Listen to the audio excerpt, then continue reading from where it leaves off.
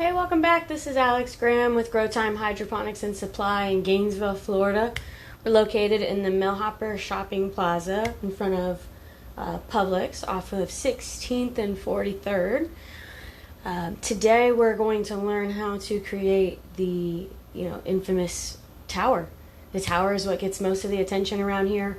I've shown it to you throughout our videos. It is super pretty in our front window, and we'll take a look at it at the end of this. But throughout the video we're going to talk about what you need to create the tower, how to actually do it, the process of creating your holes and putting in the PVC and putting in the grommets and all that good stuff. We'll talk about how to bring the water from the base or the reservoir up to the top so it actually rains down, and we'll answer any questions you have.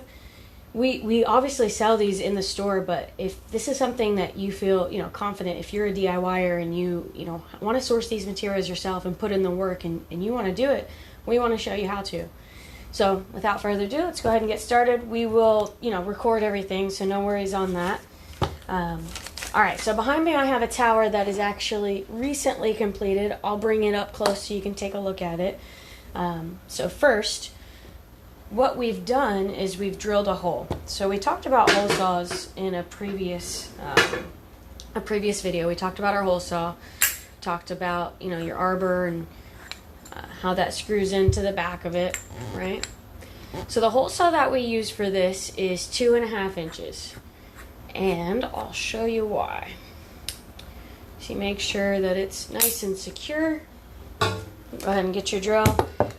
With these, remember, you want to go counterclockwise, so you don't want to go forward, you want to go back. The reason you want to go backwards or counterclockwise is if you go forwards with a hole saw, it'll grab your material, it'll throw it, it'll mess up your day and your materials and your hole saw, so don't do it, I suggest. Go ahead and make sure before you start drilling that your hole saw is going counterclockwise. Take your PVC. So this is what we have, to show today. This is a 6-inch PVC. It's really thick. Notice there's 20 pods on it.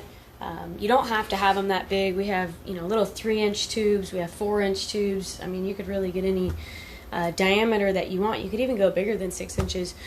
What's important to look for in your PVC is something like a well casing or something that is okay for potable water, right? So once you've sourced your PVC size, you want to make sure that you have a lid. We just, Schedule 40 PVC lid.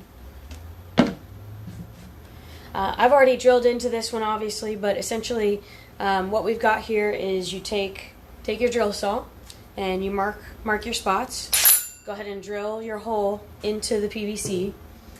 And then from there, you take this rubber grommet. And this grommet is 2.25 inches. And you take this and you put it right into the PVC. So it's got a little lip here, you'll see. And this is meant to go on one side of the PVC, and this one's meant to go on the other side of the PVC, right? So it seals it up, makes it really tight. And then inside of the grommet, once that's all, put together, you take your elbow. We use a 1.5 inch Schedule 40 PVC, and the 1.5 inch is perfect because we use mostly 2-inch net cups here, which looks like this, sometimes referred to as a net pot.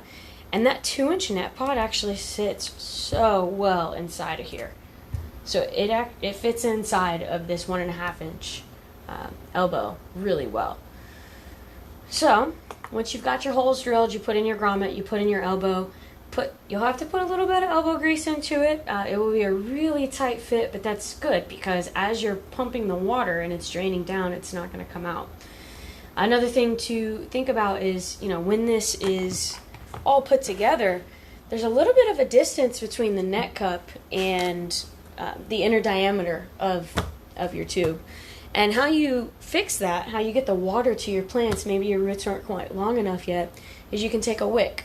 And you take a wick, just put it in the bottom of your net cup here, and it will stick right out and into the center. So that way when it rains and we pump the water up, It'll drip right onto that wick. That wick will bring the moisture to your pod, and it will encourage your roots to grow out into the actual tower here. So let's go ahead and move this out of the way. A few other things to think about.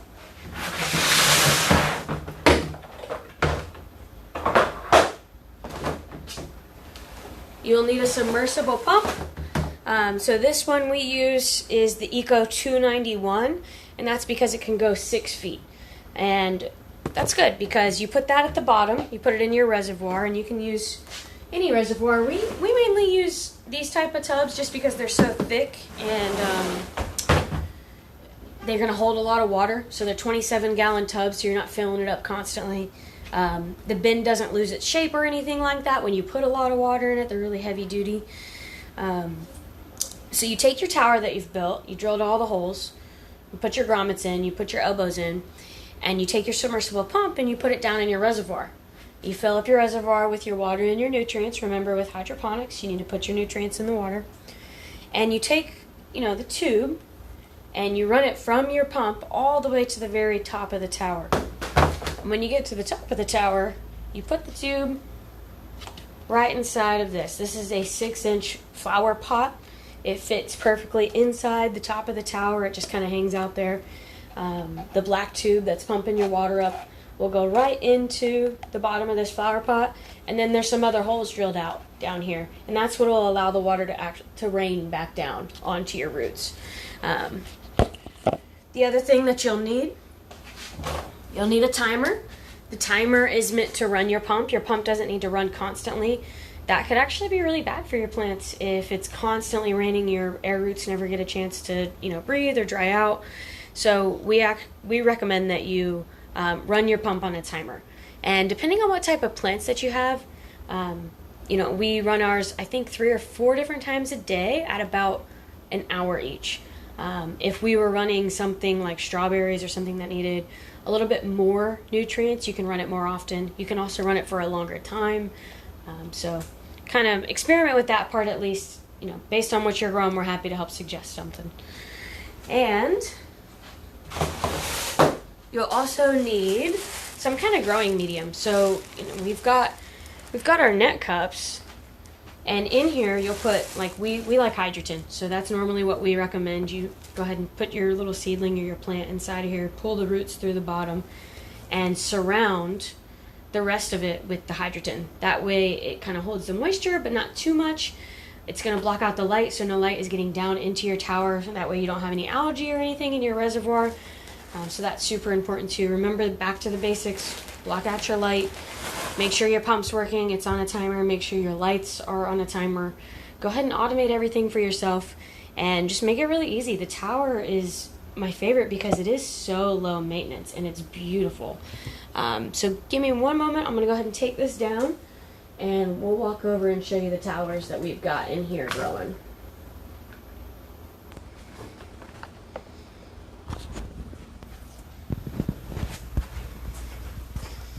Alright, so first we have got, this is our strawberry tower. It's much smaller. It's a 3-inch diameter. We've got 7 pods here instead of the 20. We've got some nice little clip-on lights, just because, this isn't real big. And we do have these clip-on lights here. They are a fan favorite. We just got some more ordered and on the way. They are so popular. So, that's our strawberries. Let's see if I can find one. Got one down here. Real cute guy. And then, of course, this. This is our big tower. It's in the front window. If you ever drive by, you'll see it. We've got some Swiss chard.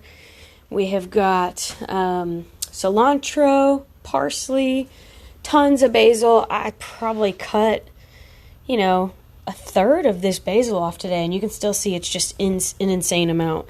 We got thyme and sage all up on that side. These cabbage heads are insane too. So check this guy out. Super big. And like I said, just so beautiful. It brings us, so much happiness and joy just, looking at it and watching it grow every day. We've had 3 different cycles of romaine lettuce in the front of this, and it just grew so fast that we decided to fill more herbs in. These cabbage heads, I think these were germinated in early May, so they're not really that old. We probably should start harvesting them soon, but I really want to see how far we can make them go. All right, enough about us. Let's hear from you. Does anyone have any questions? Thank you. Go plants.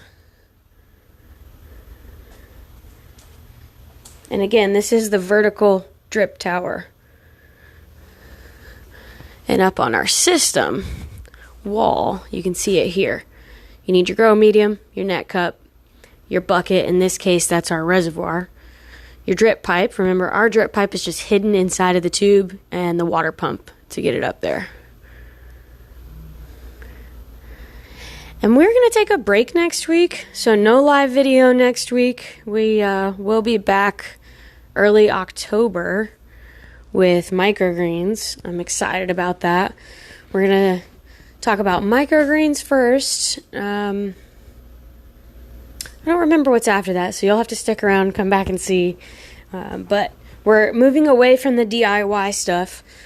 So far we've talked about a couple of different systems: aeroponics, ebb and flow, cracky, deep water culture. Talked about the drip system tonight.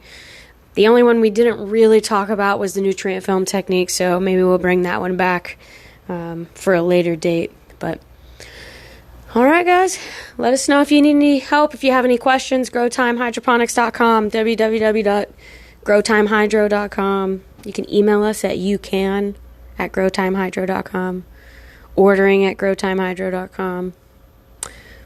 Give us a call. Come see us. Thanks for joining. Have a good day, everyone.